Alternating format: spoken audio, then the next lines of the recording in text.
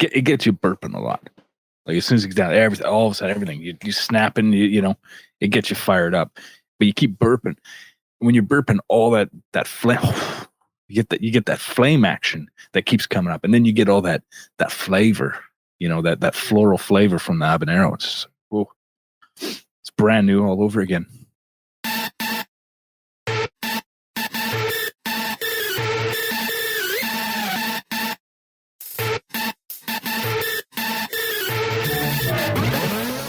You're listening to a band of gamers podcasting since 2012. Three older best mates share a few laughs and keep you current with discussions about the latest news, consoles, and games. Join the conversation and the community. abandofgamers.com.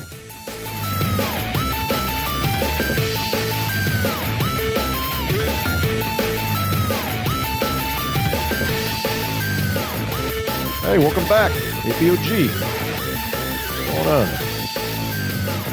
Podcasts. Shane, wait, you're drinking water. I timed that just so poorly. No, it's me. It's all me, man. I'm drinking water out of a bottle this week. Oh my god. We stocked up on all this bottled water, and it's like, I should probably start drinking some of this. So you better recycle that. Always, man. Reduce, reuse, recycle. There you go. In this episode, although Nintendo hasn't yet shared the news officially, we've got some solid evidence of an upgraded Switch headed our way. The Microsoft acquisition of Zenimax is official, and Xbox has let us know what this means for Bethesda games and console exclusivity. Finally. Big news. 20 Bethesda games now in Game Pass, including a few that weren't previously playable on the Xbox One or the Series SX. PlayStation. You got some news too, right? They're still around? They had to do something. They had to come out with some news. So they came out with they did a typical PlayStation thing. We're doing something. We can't talk about it. We don't got much to say, but it's coming. The contents of our pint glasses, we get some good ones. And hey guys, I think I figured out a way to get Xbox Live, the ultimate Game Pass and Live for free. I think I figured this out, but I'm going to have to ask the community for a little help. Ooh. So maybe you can help me out. And then these two guys played last night on Twitch. They streamed it, Remnant from the Ashes. Anxious to hear about this and any shenanigans that probably happened while you guys were streaming. But thank you for joining us. You can listen to our past episodes on our website, abandongamers.com, or of course in Apple Podcasts, Spotify, Google Podcasts, iHeart, Pandora, Stitcher, on YouTube, or anywhere else you find podcasts. I'm Joel, your MC, recording in Brookfield, Wisconsin, USA, where they sell habanero Cheetos. I just discovered these guys can't get in their neck of the woods, probably. No, correct. We have the jalapeno ones, but I have to keep my eye open for these habaneros. I'm a big habanero connoisseur, as they say. Just keep your eyes out for the Cheetos paws. They're the best ones. I could have bought 2 suitcases full of those home last time I was over there. They're just the bomb. I hope they're there next time I come over. Fingers crossed. What was those like knockoff Cheetos we had in Canada that Karl bought? Whoa! Shane's going to lose his mind. Remember? Buddy. Do you remember? There was just a different brand. It was a Canadian brand of Cheetos. Buddy, the Hawkins cheesies. Is that what they are? Those are legendary. Like that's a Canadian staple, man. You get cheesies, it's Hawkins up here, man. You get that Hawkins action. They're monstrous. They're super crunchy. Your fingers afterwards, you're just caked in that cheese dust. Like you remember, like when you were a kid, and like the old like the nacho chips, because now they got no flavor on them right now. But those Hawkins cheesies, man, they're pretty deadly. Joining me on this podcast journey, 2 of my best mates. First of all, from Birmingham, England, is he glad to see the back of last week? Is that a question? It's a statement. That's Karl. Hey, Karl. Hello. Yes, it's been a mental couple of weeks with work. Last week was just the worst. Just busy. You just don't have time to do anything. That's the problem with working from home, right? Like, get up, start work, 7 a.m., and then all of a sudden, it's 6 o'clock on the night, and you've had no break. You've done, it's just been one of them weeks where it's like, oh God. But hopefully, the next couple of weeks will be a little easier on the old free time. So hoping to try and get some gaming in finally. We're a gaming podcast, for goodness sake. There you go. And you can tell from that beer opening in Vancouver, Canada, card collecting extraordinaire. It's Shane. Hey, Shane. Yeah, man, I'm back. I'm back on the sports cards now. What? Not the virtual, the fake ones you get in these sports games? The real ones? No, the not paper in the games, ones? but I wish, man. But Buddy B, he got me hooked on there's these apps like that Tops does, and they'll do like baseball cards, hockey cards, and whatnot. And so I've just been doing that, man. It's just been kind of fun on the phone and whatnot, just. And they give away like a lot of coins throughout the day, so you can get like some good packs and some neat cards and whatnot. It's just been something to occupy a little bit of a little bit of downtime. Been fun, kind of neat. So, man, I you guys collect a lot of sports cards when you're kids, boys? A little bit, a year or two. Yeah, we didn't have cards so much. Like we had Panini football stickers, which is still a thing. And yeah, man, we used to get all the packs, beg, steal, and borrow from your parents to get some pennies together and go and buy a few packs of those. Hopefully, get a shiny in there.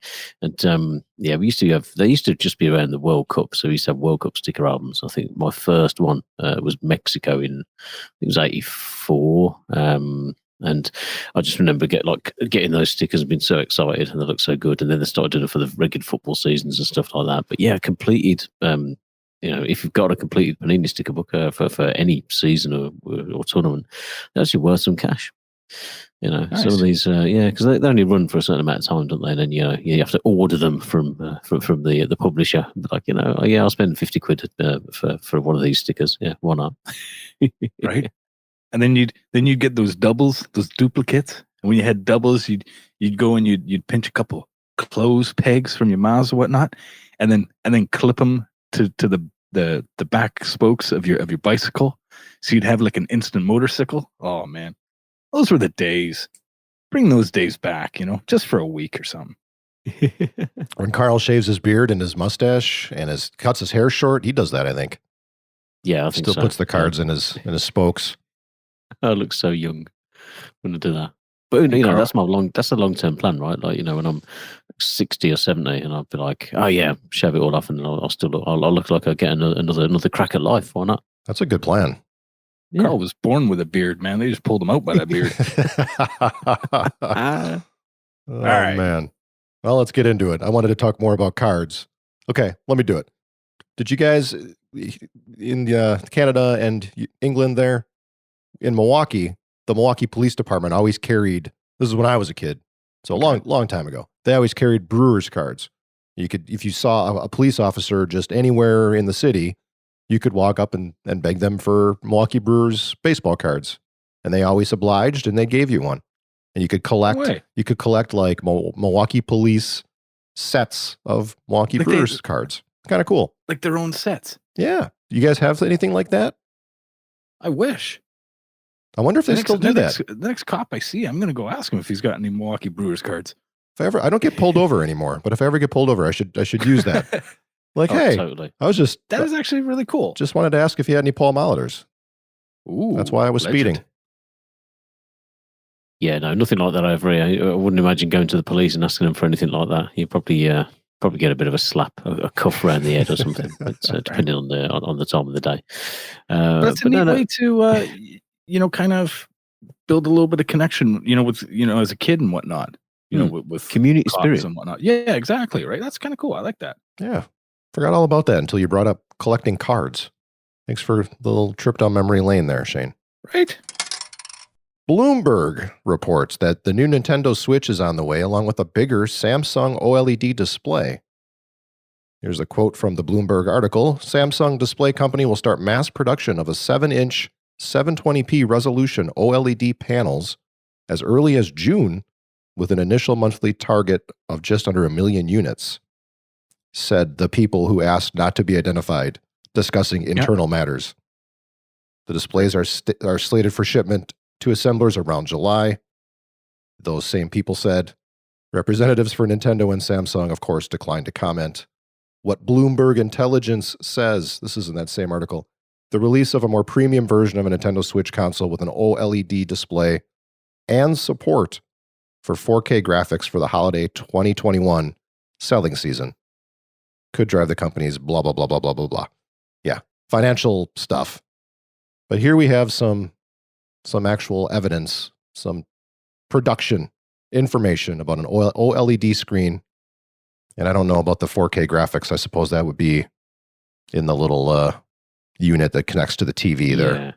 It'd have to be docked, wouldn't it, to get that? Mm-hmm. But this is quite interesting. You know, whenever someone mentions an OLED screen, I always go to the Vita. Like I still, whenever I pick that thing up, the screen, the clarity is just superb, man. It's a great piece of kit, and I wouldn't mind another OLED console. That'd be pretty awesome. And there's some ace games on the Switch, and who doesn't want that bit of a graphical update? But I guess if you play it undocked, it's not really a big thing. But mine sits there in that dock all the time. So this might be definitely something to keep an eye out for.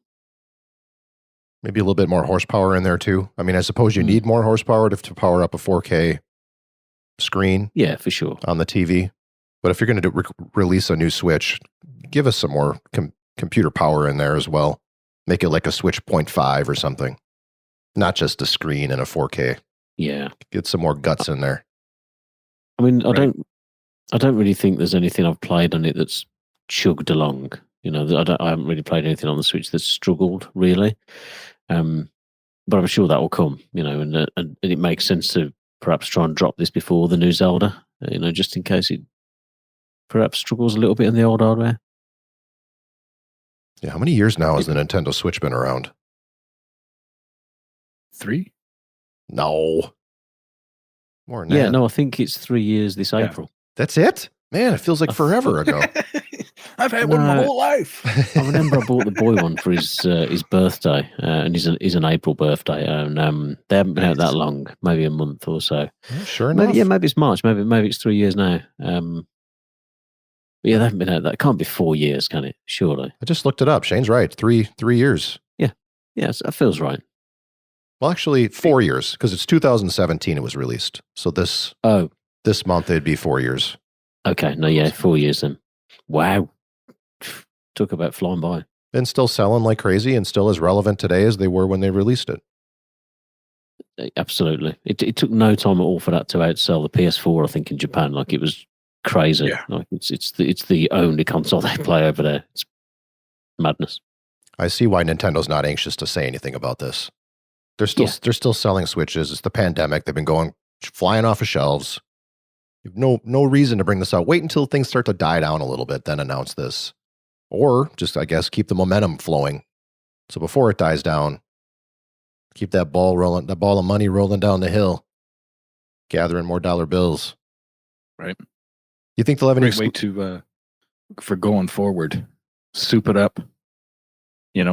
Buy a lot more longevity with the system and consoles. They're in for the long run on this gen, and they're playing their cards right. They're doing a fantastic job.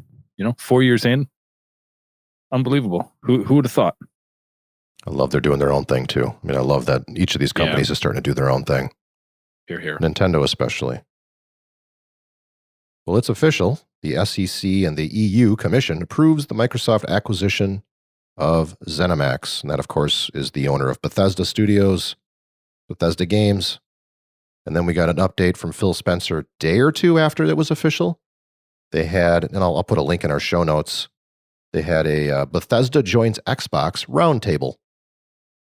A big, 45-minute get-together of the big wigs and some marketing people, developer people, talking about this new partnership. Of course, I don't know if a partnership's the right word, that you were bought.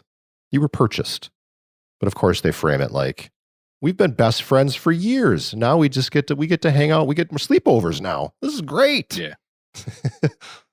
But it's all about the money, right? $7.5 billion acquisition. Jeez. So somebody made out really well on there. And I think Xbox did. Here's what Phil Spencer said, and I thought this was very interesting. There's contractual obligations that we're going to see through. We have games that exist on other platforms, and we're going to go and support those games on those platforms they're on. There's communities of players. We love those communities, and we'll continue to invest in them. And even in the future, there might be either contractual things or legacy on different platforms that we'll go do. So we've got what 2 games are coming out to PlayStation 5 here, Deathloop and Ghostwire Tokyo. Those will continue to, they'll follow through on those obligations, release those on PlayStation. Wouldn't surprise me though if unless there's an exclusive agreement, if we see those on Xbox now too, eventually. Maybe timed exclusives. I don't know how the specifics of those agreements. Yeah. I can totally see them being timed. And as soon as that exclusivity runs out, it's going to be dropping onto Game Pass. So. 100%. Yeah, as long as there is a time frame. They haven't really said anything, and they didn't say those games. I just did, but it makes sense with contractual obligations. Those 2 games would seem like contractual obligation games. And then who knows if in the future, like that new indie, for example, Indiana Jones, is there some contractual obligations there? Right, exactly. Or other games. A lot of the big series as well. I mean, who knows how many iterations are under contract and whatnot. There's a lot we don't know, but it was a good roundtable. They brought a lot of things to light that I think a lot of people were wondering about. Yeah, totally. And I think you're right there with the initial obligations for stuff that is imminent. I don't think there's anything further along, and it certainly does indicate to me that I think Starfield, which is the next big thing from them, is going to be Xbox and PC only, I would imagine. So good news, especially if you're looking for that exclusive. And I don't think it'll be out this year, but I'm sure it's still slated for 2021. Whether it actually comes out this year is another matter. But that's going to be huge, man. So if you're enjoying your Bethesda games, you really only have one option. I think for the real humdingers. 2 options. Well, we'll get to that in a minute. And with what they're saying here, with the support of other games, you've got Elder Scrolls Online, you've got Fallout 76. You've got many properties out there that continue to get supported, patched, updated, and they'll continue to support those products on those other platforms. They're not just going to turn their back on PlayStation while they continue to provide patches on Xbox. So seems like they're doing the right things there. They're not pulling the rug out from anybody. They're going to continue to support those other platforms where they already have games there. Treat their fans right? You don't want to piss off your loyal fan base just because they don't have an Xbox. Exactly. Especially in the video game gamers. They don't usually react well to somebody dangling a carrot or whatnot. So unfortunately they got to keep a lot of people happy, and they will. And they will. And then you said, Joel, it looks like they're doing the right thing and whatnot, and I can't see them doing anything other than that. Just taking advantage of having them, at the sleepover and whatnot, and still, being able to please everyone, I think. Do you know what, Shane? You could have ended that statement far earlier. Gamers don't react well. You could just end it there. Yeah. Some of the news that comes out, and everyone just loses their mind. It does raise an interesting point. I'm looking at that and looking at the money that's been paid, and I'm scratching my head thinking, how are they going to make any money? How are you, the EU Commission, everyone signed this off, and this goes through various things with acquisitions and mergers, monopolies, etc. So you've got to think there's got to be a business model. There's got to be a way for this to make money, for them to get that value back. I don't know if Game Pass is the thing to do it. So I just, the cynic in me is maybe these have exclusivity on Xbox, and maybe after a year, maybe they do put them out on other platforms or something. I don't know, but there's got to be more to it. That Game Pass is the answer, my friend. There are so many people on Game Pass. It's a monthly subscription.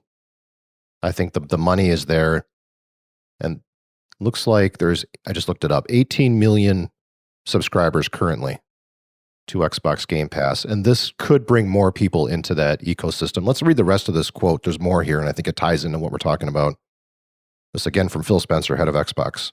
But if you're an Xbox customer, the thing I want you to know is this is about delivering great exclusive games for you that ship on platforms where Game Pass exists. And that's our goal. That's why we're doing this. That's the root of this partnership that we're building. and the creative capabilities we'll be able to bring to market for Xbox customers is going to be the best it's ever been for Xbox after we've done that. So these games will be on PC, Xbox console exclusively, and any platform where there is Xbox Game Pass. Any platform. So cloud gaming comes to mind. You don't have to have an Xbox. You can just have a subscription to Game Pass and an iPad and a controller, and you can play these games. They may not run as well, as fast. May not have the 4K 120 frames or 60 frames or all the good stuff that the Series X will bring you. But there are other ways to play these games that Shane hit on something. I think he's right. A lot of gamers don't like the carrot being dangled out in front of them. There's a lot of hardcore PlayStation fans and fans of Bethesda who are like, you know what? I guess I'm out. I'm not buying an Xbox. I'm not subscribing to your service. But once those games come out, if those games are great and those fans are there, they'll be like, shit, maybe I'll just buy a Xbox Game Pass Ultimate or a Game Pass sub and just play it on my iPad. Or, it's been rumored for a while. I don't know if it'll ever happen. It seems unlikely. It'd be cool, but could Game Pass come to Switch? Could Nintendo Game Pass be on Switch? It'll never be on PlayStation. I don't think that'll ever happen. No. But he said here, any delivering great exclusive games that ship on platforms where Game Pass exists.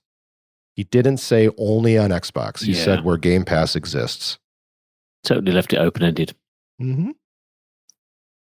Oh yeah, it's all PR, but yeah, it'd be interesting. I mean, the thing is, a lot of Bethesda games, they're hardcore fans. They're not gonna just stop and go buy Game Pass to play it on a different device than they're accustomed to playing their favorite titles on. They're in for they want the real deal. They want to be in there, and I don't see a lot of the larger franchises going exclusive like Elder Scrolls or whatnot. I'll be shocked if that did. He just said that, dude. He just said they're going to be exclusive. Well, so you think like a timed exclusivity, maybe? You don't pay $7.5 billion to not make those games exclusive. Yes, they're a company to make money, but they're trying to get people to subscribe to their service. Netflix doesn't make Stranger Things because they want to make money. They make Stranger Things because they want you to buy a damn Netflix subscription. Yeah, true. Yeah, I mean, but the difference is, especially with these console subscription services, you can often pick them up a lot cheaper than you would be paying. So I think that trying to project, trying some business model where we say, well, we've got X amount of million subscribers a month, that's not really a true reflection of what you're going to make. In terms of Elder Scrolls, that game is a long way away anyway. Mm-hmm. Starfield's got to come out, and that's got to be supported, and all the rest of it before they, so you're talking, I don't know, 2025 or something probably. So it'll be a different landscape again then. But there's no mistaking that this is a big, bold move. And it's certainly a statement of intent, if you want to be playing some of these games. But I don't know, it's heavily weighted to the RPG people. I always think of RPGs and I think of Bethesda. So I don't know how many gamers, what percentage of gamers are more into, the RPGs or would actually be bothered or not. So, yeah, most people I know that love these Bethesda games are PC gamers. They're still going to be able to continue to play these games. I know a few people who play them on console, but it seems like the hardcore RPG gamers, I'm making a stereotype assumption here, but a lot of them have PCs. And these games nothing will change there. But you still there, you can subscribe to Game Pass, so if you don't want to pay the $60, oh yeah, you can just sub and get them that way. But they're also putting in hundreds and hundreds of hours into these, thousands of hours into them. Mm-hmm. So, I mean, they're just going to go out and buy them anyway. But I mean, they'll always be there on PC anyway. So yep, that's true. Like whenever I'm, and I've got all these services, which if I'm going to play an RPG, I'd rather buy that. I wouldn't like to rent one, like, with like a PS Now and all the rest of it. And you're thinking, well, I've got to drop 100 hours into a game.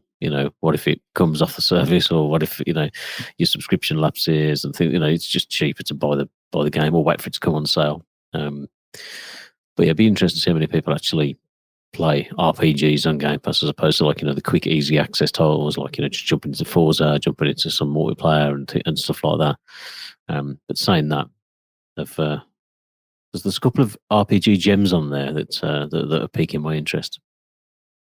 I think it's just a matter of time, right? I mean, as long as Xbox is in this thing for the long haul, let's just say 10 years, for example. Oh, yeah. They're going to make that $7.5 billion back. If they fold in 2 years, they just lost a ton of money. But they've got some of the deepest pockets in all of corporate business. Microsoft is huge. They're the only ones that could pull something like this off. And then a day or two later, or in that same conference, I think same roundtable, they announced a big list of games that they immediately put in Game Pass, some of which were already in there. So this full list I'm going to read is not just a couple days ago. March 12th added. Some of these were already there. But because it was the Bethesda Sleepover, they kind of did, they went down the list, included games that were already there. But check out all these games they just added to Game Pass or were there previously. Dishonored, Definitive Edition, which is on console, PC, and cloud. Dishonored 2 on console, PC, and cloud. Doom from 93, console, PC, and cloud. Doom 2, Doom 3, Doom 64, Doom Eternal, all of those on console, PC, and cloud. The Elder Scrolls 3 Morrowind. Remember that original Xbox game, also on PC, is now backwards compatible on the One and Series SX. Elder Scrolls 4 Oblivion. Elder Scrolls 5 Skyrim Special Edition. Elder Scrolls Online, which I think has always been there. Skyrim was there for a while. Evil Within. Console, PC, and cloud. These are all console, PC, and cloud, so I'll stop saying that. Fallout 4, Fallout 76, Fallout New Vegas, which I think is backwards compatible for the first time. Prey, the recent one. Rage 2, Karl's highly regarded game, and I know that was in Game Pass already. Wolfenstein: The New Order, Wolfenstein: The Old Blood, and Wolfenstein: Youngblood. All of these are now in Game Pass. And in that list, we see a few. We're talking about RPGs and how Bethesda's a big RPG company. Let's not forget they own id now too. So Doom, Wolfenstein. You got Prey as a shooter. Dishonored, not necessarily an RPG. There you go. Talk amongst yourselves. Say something. Yeah, there's some interesting stuff in there. There are a lot of older games, but I was just talking about the RPG gems and having Elder Scrolls 3 and 4 in there. I've never played. I own these 3 times over, all of them. I started playing Skyrim a couple of times and just never had the rhythm to continue. But now that I know the next Elder Scroll games is going to be a good few years away, I'm thinking, if these 3 are on Game Pass, I would imagine that they'll stay on Game Pass for some considerable time. So maybe dipping in, have a little play of some of these older RPGs might be a good way of getting into that universe. At some point, there's other ones on the table first, but yeah, this is pretty decent. So there's a bit of nostalgia in there as well, but there's some really good games in here as well. Rage 2, I love that game. It's just chewing gum for the mind. Can't beat it. I could see them doing their XPS or FPS boost and all that stuff that they're doing. I would imagine that a lot of these games they'll start to give them the TLC so they run smoother, faster, look better. Some of these games are pretty old. I've never played Skyrim. I'd like to play Skyrim. I looked at when it came out, 2011. It's a 10-year-old game. I wonder if that has aged as well. I'm not sure if... It has. Yeah? Yeah, it's really good stuff. They did it was a PS3 and Xbox 360 game, wasn't it? It was 360 initially, it was the same time, but it ran like dog shit on the PS3 from memory. I think there's a special edition though, right? There's a special edition where they kind of up-resed it or something. Maybe 5 years ago, 6 years ago. I don't know when that was. That was PS4 and Xbox One. So it was texture updates and all the rest of it, and on PC as well. I think the PC one came a bit after, but yeah, still a great game. I know people still absolutely love it and play it non-stop. You know, our friend of the show, Colin, and he plays this all the time, and he's just on his Switch on it all the time. Like, you know, played it through countless times. It's one of those games you can just replay. So it's you know, it's on the backlog for sure. But now when it's sat there in Game Pass staring at me, it's even more prevalent. You know. Yeah. Should we talk some PlayStation? We burnt out on Xbox here now. Go on then. Sure. So PlayStation announced the PS5 VR, which I think everybody knew would be happening at some point. We've got some quotes from their senior vice president, platform planning and management. He says, "We're taking what we've learned since launching PlayStation VR on PS4 to develop a next-gen VR system that enhances everything from resolution and field of view to tracking and input. It will connect to PS5 with a single cord. No more spaghetti and an extra box. Ooh. To simplify setup and improve ease of use while enabling a high-fidelity visual experience, one of the innovations we're excited about is our new VR controller, which will incorporate some of the key features found in the DualSense wireless controller, along with a focus on great ergonomics." So maybe not those Move controllers, something different. I heard when I read this, and I was thinking, you know, when you've got the haptic feedback, it'd be cool if, you know, when you're thinking about the world of VR, and if you've got something more like the Oculus controller, you know, you kind of a hand through each of them and almost like a grip, you know, and if you've got the haptic feedback on a whole grip, you know, perhaps, or you know you're climbing up a rock face or something, and you know, as the axe is coming out, you know, it's giving you more and more resistance, and you kind of, or less resistance, and you kind of feel yourself slipping off and things like that. You could do a lot with that little mechanic. So interesting to see what happens with it. I still don't think it's for me. I still don't think I'll be buying a VR. It's just antisocial, in my opinion. Like, you can't imagine just sitting in the house and whacking that on, and you know, don't interrupt me, I'm in another world. But there are some really good games on them. You know, it'd be interesting to see what they do, and you know how that technology takes a leap forward along with the PS5. Nah, man. Check this out, man. What if like they got like that haptic feedback technology and they put it into the headset? So you just take it and it's just shaking, it just rattles your dome. Like, that's what I'm talking about. You battling some beast, some monster, and you getting hit, and it's giving you a little shell shock there.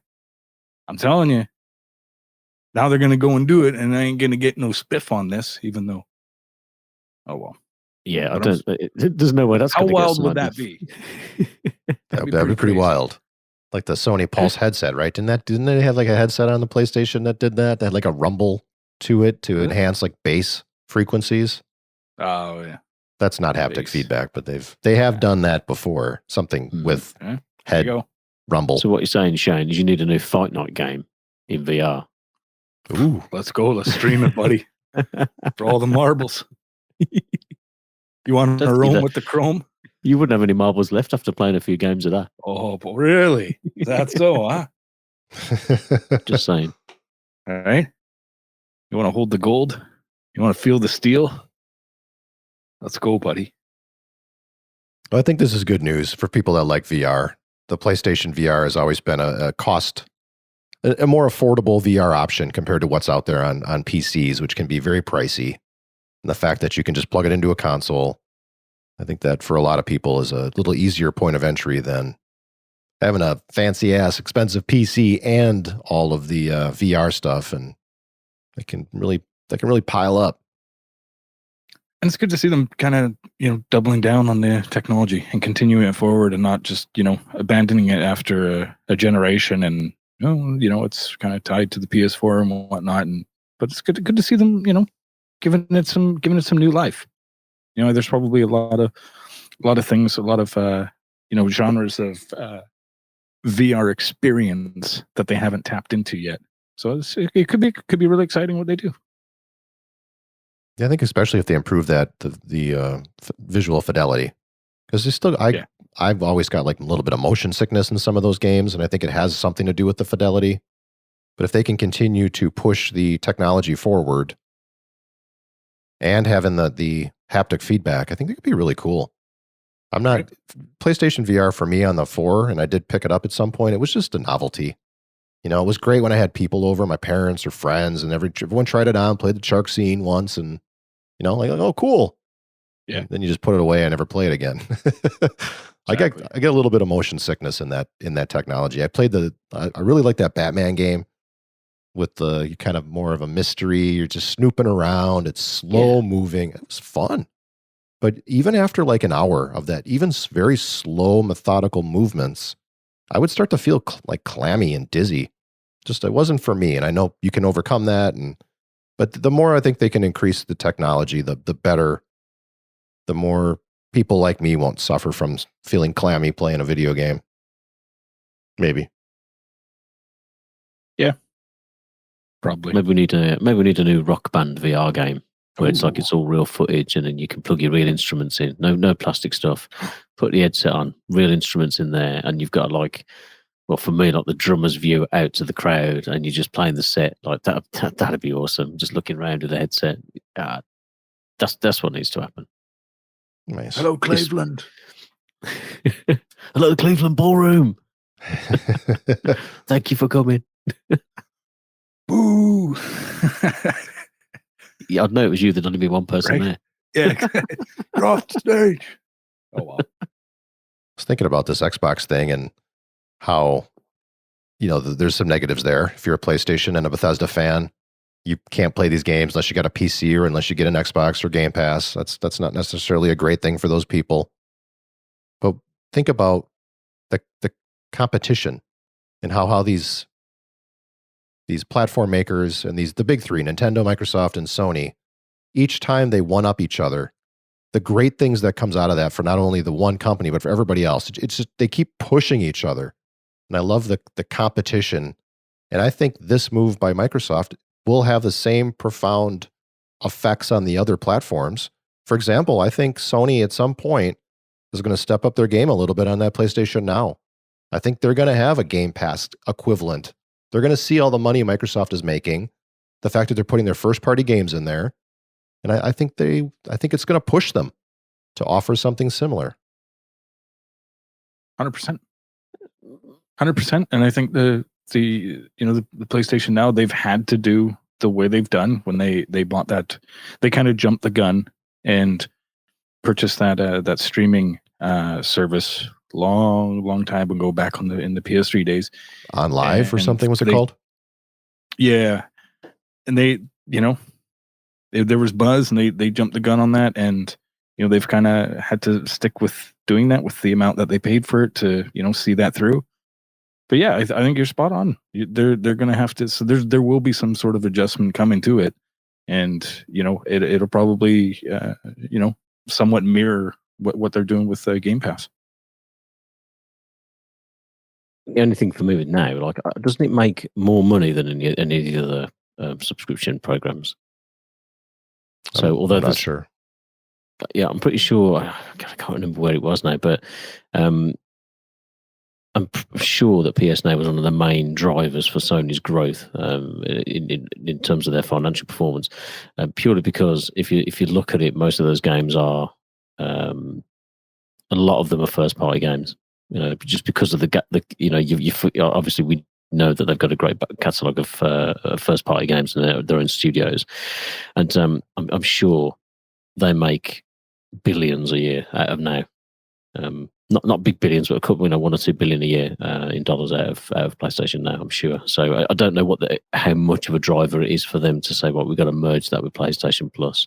I think we are seeing little bits and bobs, like with the PS5, you're seeing these little game library, and PlayStation Plus has certainly kicked it on a bit. In 2021, we've seen a better quality of games. We're getting 3 or 4 games a month now, and the quality does seem a lot better. So I don't know how quick they're going to be to jump on a similar format.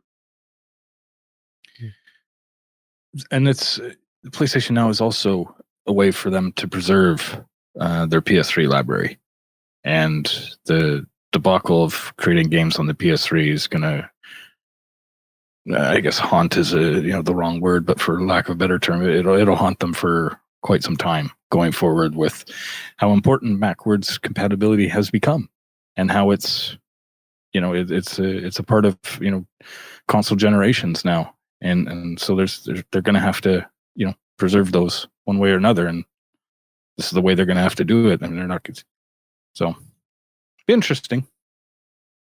Yeah, and I'd see Sony maybe picking up another RPG studio or forming another RPG studio out of their already amazing, talented dev teams that they have underneath them and making a Elder Scrolls kind of game or something for their fans who now have lost these Bethesda games. Maybe they'll come up with something really cool, some fantasy RPG style game that they wouldn't have had they not lost the Bethesda games on their platforms. Maybe they should buy CD Projekt Red if their shares tank. I could see that. Yeah. Worth a shot. Witcher 4. That'd be huge. Oh, dude. Coming in 2036. Yeah. But the trailer's out next week.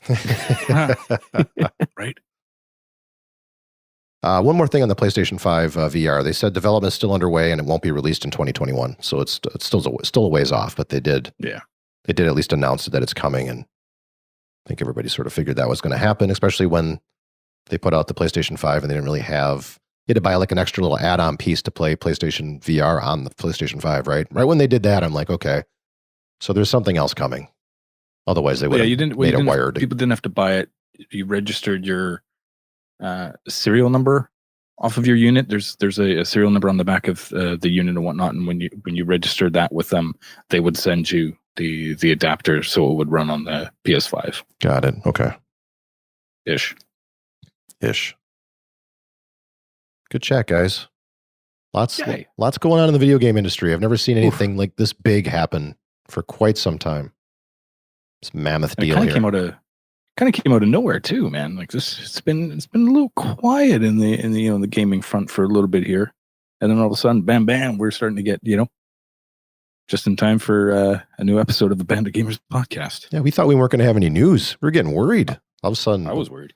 All of a sudden, all this stuff hit, and Bethesda said they're going to have another sort of a presser kind of deal this summer. Whether or not that's part of E3 or if there even is a E3 or what that's going to look like, but I bet you there's more information on that Starfield coming summer here as far as what it's looking like, trailer maybe, maybe a more accurate date with a release window. Yeah. That 2021 window will definitely change. Like with COVID and everything else, there's just no way. But yeah, I'm stoked for that. If you'd like to support us, I'm sorry. It's a long way to go, man, for everything gets back to, production wise and whatnot. Yeah. I agree too. 2021, with what just happened with CD Projekt Red and Cyberpunk, no one's going to rush something out there, especially a game like that. And plus, with what Bethesda really took some hits at first with that Fallout 76, they learned a few lessons there too. So they learned their own lessons, and the whole world learned lessons with that Cyberpunk. So I don't think anyone's going to rush a giant RPG out like that until it's decent. Bethesda's known for their having buggy games, right? So there'll probably be some bugs in there, but they better get it close. If you'd like to support us, there are 3 easy ways to do so, and they're all free. They're free. You give us, time is money, and you give us an hour every other week. Thank you so much. We'll never ask for a dime. Just if you keep giving us that hour, thank you, thank you, thank you. But if you want to hook us up, if you'd like to support us, you can tell a friend, leave a review, or join us up on our Discord. All of those links are on our website, abandofgamers.com. We'll tell a friend. That's not a link. You go do that. Just tell a friend. There's no link for that. Oh, I've been looking for the link. Easy link to leaving us a review. lovethepodcast.com/abandofgamers. Hop over there and leave us a review. We've got a new pal over there in our Discord server. So thank you so much to @Noni, not Anthony, @Noni. ATNONY. Thank you so much for joining us there. I love every time we get somebody in Discord. I need to talk more in Discord. You guys need to talk more in Discord. We need to do our part. I feel awful. I'm not participating as much. That's a great platform. I'm sporadic in that, I must admit. I would do better. Let's get on to what we've been drinking, or what we're drinking. What's in our pint glasses? Shane's drinking water. What? You ready? You prepared over there? Always, man. All right. Well, we'll go first. We'll give you some time here. First. I've got Carbon 4 Fantasy Factory out of Madison, carbon4.com. It's just a proper malty IPA, like a staple in the house here. Deadly. Been talking about Carbon 4 Fantasy Factory on this show since probably 2013. Goes back a long ways, right? Feels like it. This is like a long time. This is one of my entry-level IPAs that's kind of made me spend a lot of money over the years and drink a lot of beer. Thanks to these guys over at Carbon 4. Right. Good stuff. Fantasy Factory. Delicious. I can agree. I can attest to that. That's a brew that I've shared with you, mate, when I've been over with you. It's a nice little drop, that is. It reminded me, I actually checked Untapped. I'm not as, maybe I'm not as busy on Discord, but I am busy on Untapped, which is a little social networking site for the beer drinkers amongst us. And every now and then I have a little look at what my friends are drinking. And we've got a few listeners of the show who are also on there. They've got me as a friend on there. And that's how I came across this next beer that I've been supping over the past couple of weeks. One of our listeners, Chris Evans, he's been, not Captain America, I would hasten to add, he's been drinking this Huckaback New England IPA from Salt Brewing Company over here in the UK at 5.5%. It's a nice little hazy, very, very smooth, very, very sweet, and it froths up a lovely head here. I've got this in you guys can't see this, but I've got this in one of my German Weissbier glasses, and it really froths up lovely. Very easy to drink, great little beer.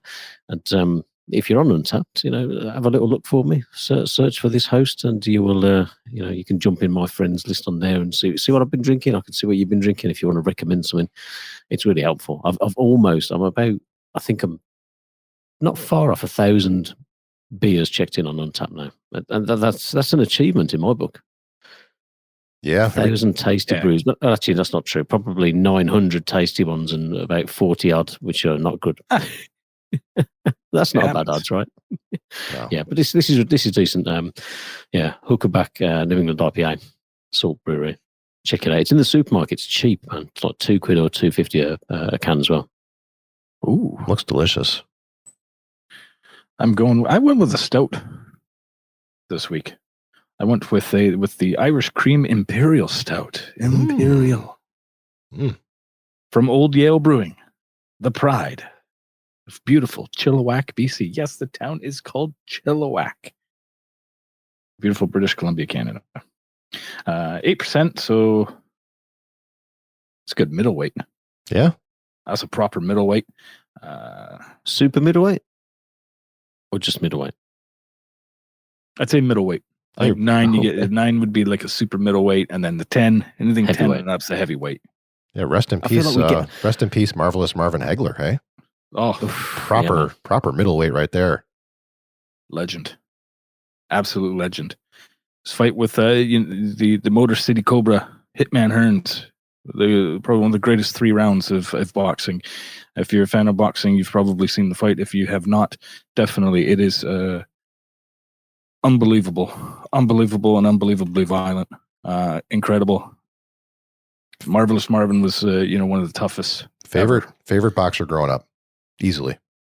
Yeah, he's a tough guy. He was the Mike Tyson of the '80s before Tyson came around. Yeah, it was Tyson for me. He's my favorite when I was growing up. Right. But rip to him, and absolute legend. So this Irish Imperial. Where was I? Where was I? Seasonal. Black as the night. Absolutely delicious. A little bit sweet. Irish cream. And it's good. And I'm drinking out of my new boombox glass that I got, which I'm super happy to have. It's my new favorite. It's tall too. It's a bit of a goblet. It's a tall one. Yeah, I like them stem glasses. Those are proper. Yeah, man. Yeah. I'm drinking out of my the glass that we got at the safe house, Karl, when we were there with Tommy. Oh yeah. Code breaker. I had to leave my glass. Yeah, I didn't.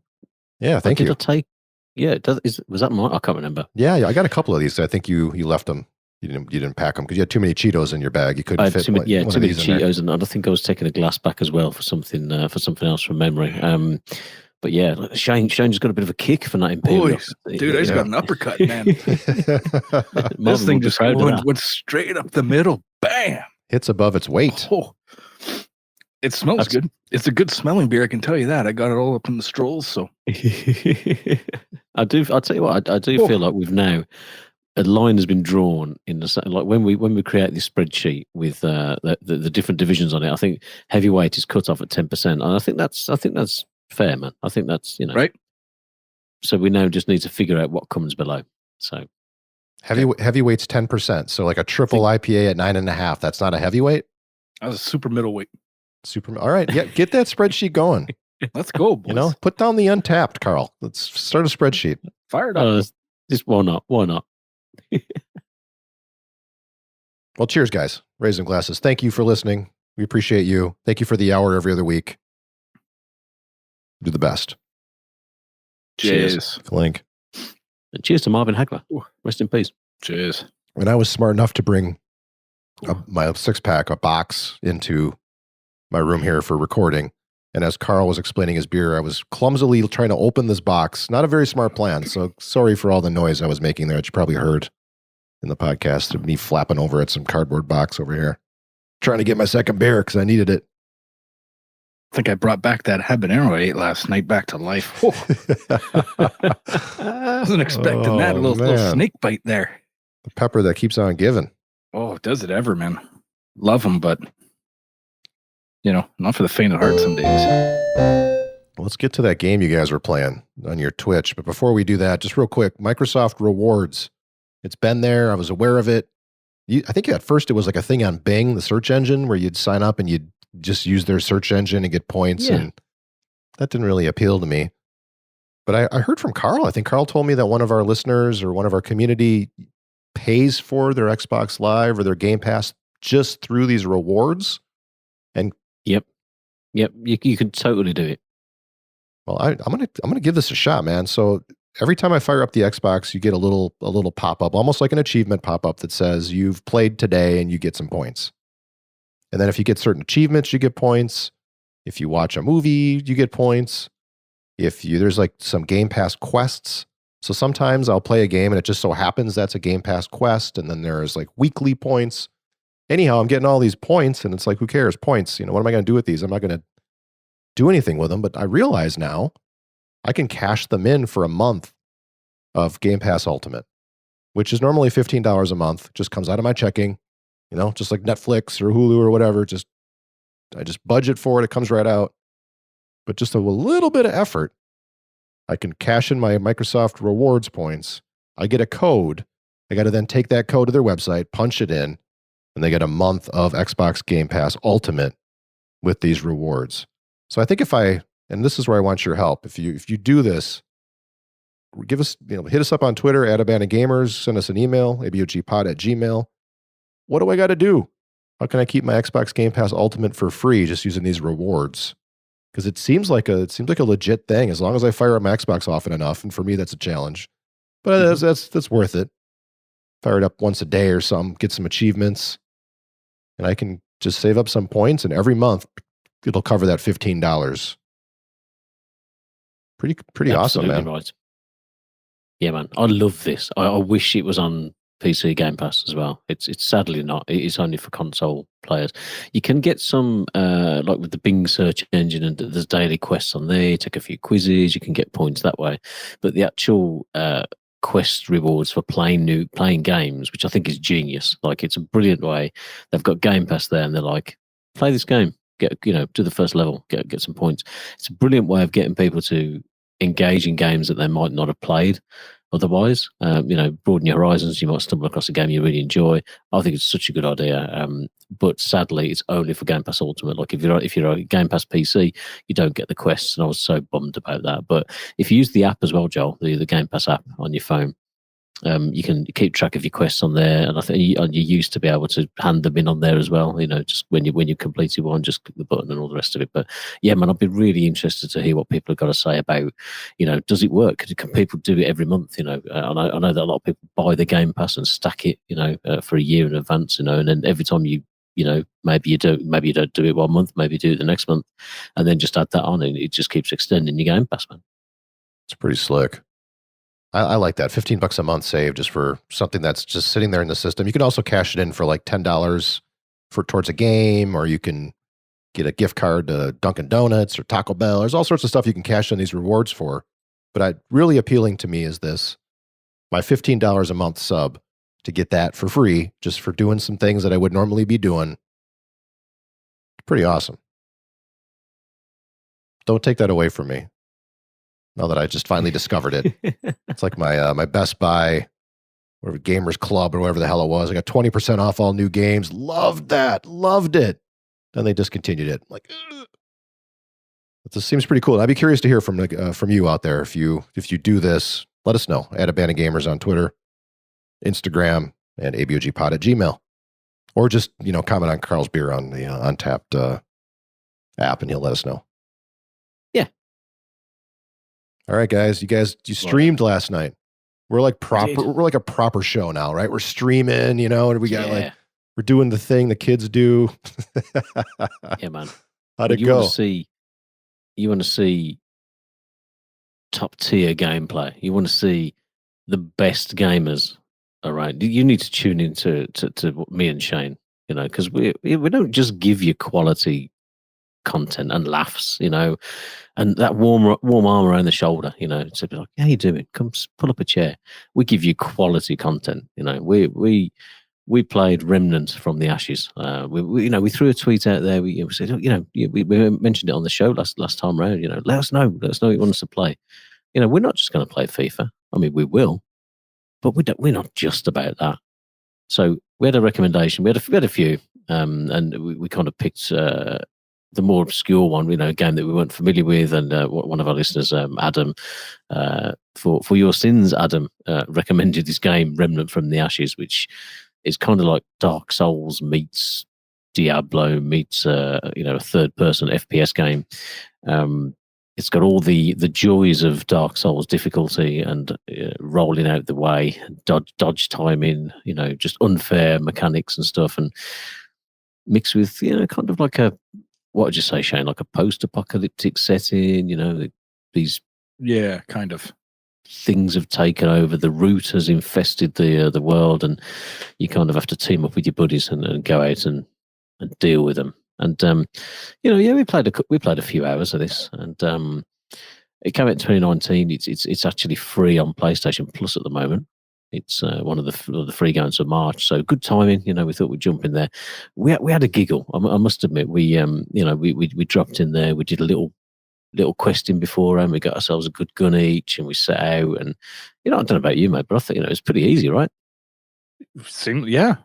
I was expecting. You know what? Let's do a speed run. Let's see what we could do. Remnant speed run. Let's go. But yeah, it was. Oh man, I was actually very, very surprised. Starting out playing it is kind of like, what is this? The controls are a bit janky. It seemed really dated. Like, I didn't know what to expect. I'm like, okay, well, let's give it a go. And an hour and a half into it, was like, holy crap, we're just having an absolute blast. Absolutely incredible. And big thank to the people in the stream and whatnot. Chirping, giving us hints, everything. The full 9, going through this, trying to take down all the bosses that we were slaying. Oh yeah. At least they felt like bosses. But yeah, they felt like every time we got one of these guys down, we're like, oh, that's got to be the boss, man. It's got to be. Got to be. Got to be the boss of this level. This is like a random world boss we stumbled across, like a random encounter. We're just unlucky enough to get him. And right. We were kicking all kinds of ass, but then found out we weren't actually kicking all kinds of ass, and we were running the first level, sadly, and we couldn't finish the first level. This felt like we were nearing the end of the game. It did. We were like, we were doing it. Yes. Here's the platinum. It was close. We could smell it. Right. Yeah, this game's hard. It's tough. Incredibly. Oh, but yeah. But in all fairness, though, Shane, it was one of them where the more that you play, boss patterns was really hard to kind of nail down. But we were getting better with each run. Like, you feel like you do, you kind of you're not going back to square one each time. It's not like old school video games, when we were young, it's like you got to replay the whole level again. We've got to load the cassette tape and then play it again. It was, you learn a bit, you get a little bit, but we were chipping away. But man, yeah, it was a blast. Like Shane said, thanks to the people in the stream, giving us the hints, giving us the the little tips. Like, who knew you needed to loot everything around you and level up your gear, which right. After like an hour of us not doing that, we were reminded, you haven't upgraded any of your stuff. Okay, that's kind of important in these kind of games. But yeah, man, it's an interesting one. I've never heard of Perfect World Entertainment, who the guys who published this one, Gunfire Games, the developer. It kind of came out of nowhere. It was on the radar. I actually own this on the Epic Game Store anyway, but never played it. And yeah, I get what you mean about it being a bit like it felt like a PS3 game in terms of the clunkiness of the characters. With like it felt like I was constantly fat rolling. Which, if you play Dark Souls, just you're constantly encumbered. You're not very agile. But yeah, it was a blast, man. I enjoyed it for a free game. Why not? It certainly gave the people watching a few laughs anyway. Yeah, we should do that. Do it again when we do our April stream. Maybe fire up. See if there's hopefully there's another co-op game that we don't know much about on Plus or something, and just having a crack at them. Sounds good to me, mate. I love it. So add a band of gamers to get the updates there when these guys are going to go live on Twitch. Thank you so much for listening. We appreciate you. Look us up on our website, find all our past shows, leave us a review, come hang out on Discord, help push us along. Until next time, adios. Cheers. Cheers. Laters.